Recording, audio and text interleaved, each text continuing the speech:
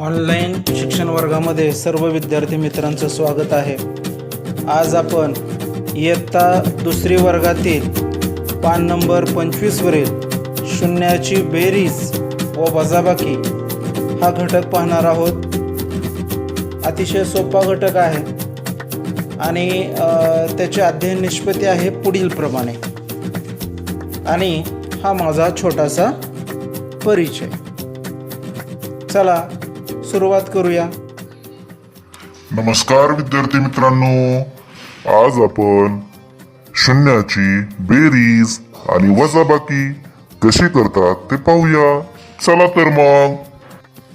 विद्यार्थी मित्रांनो, सांगा या प्लेटमध्ये किती सफरचंद आहेत? बरोबर 3. आता आपण एक नवीन प्लेट घेणार आहोत. अरे चा, हे काय? या प्लेटमध्ये तर एकही सफरचंद नाही. आणि एकही सफरचंद नाही म्हणजे किती सफरचंद आहेत रे? बरोबर 0. मग आता मला सांगा, अगोदरच्या प्लेटमधील 3 सफरचंद आणि दुसरी प्लेट रिकामी म्हणजे 0 सफरचंद.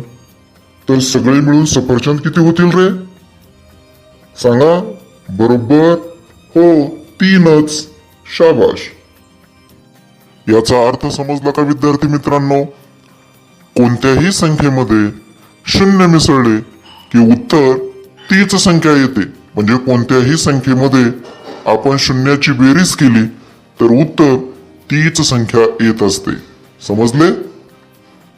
सर, मी एक प्रश्न विचारू? काय आपण वजाबाकी केल्यानंतर सुद्धा तीच संख्या येते? वा वा चिंकी, खूपच छान प्रश्न विचारला.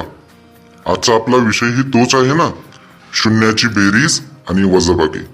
आता आपण बेरीज पाहिली, चला तर वजाबाकी पाहूया. आता सांगा, या प्लेटमध्ये किती सफरचंद आहेत? बरोबर 2. आणि असे समजा की या प्लेटमधून मी काहीही सफरचंद काढून घेणार नाही किंवा कोणी ते खाल्ले नाहीत असे आपण समजू.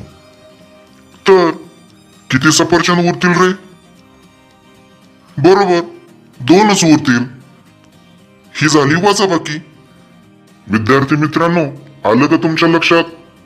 एखाद्या संख्येतून आपण काहीच काढून घेतले नाही किंवा कमी केले नाही तर उत्तर तीच संख्या येते. म्हणजेच एखाद्या संख्येतून 0 वजा केला तर उत्तर ही तीच संख्या येत असते. म्हणजे सर, समजा माझ्याजवळ 2 चॉकलेट आहेत आणि मला कोणी चॉकलेटच दिले नाही, म्हणजे त्याची बेरीज झाली नाही, तर माझ्याजवळ 2च चॉकलेट राहिले. आणि माझ्या खिशातले 2 चॉकलेट कोणी घेतले नाही किंवा मी खाल्ले नाही, म्हणजे त्याची वजाबाकी झाली नाही, तर ते 2च राहिले. असेच ना सर? वा वा चिंकी, खूप छान, अगदी बरोबर आहे. आता एक नवीन उदाहरण घेऊन पाहूया. किती लिहिले आहे पहा. 5 अधिक 0. 5मध्ये 0 मिसळा. 0 मिसळणे म्हणजे काहीच न मिसळणे. तर 5मध्ये 0 मिसळल्यानंतर किती उत्तर येईल? 5. करेक्ट. आता थोडी मोठी संख्या घेऊया.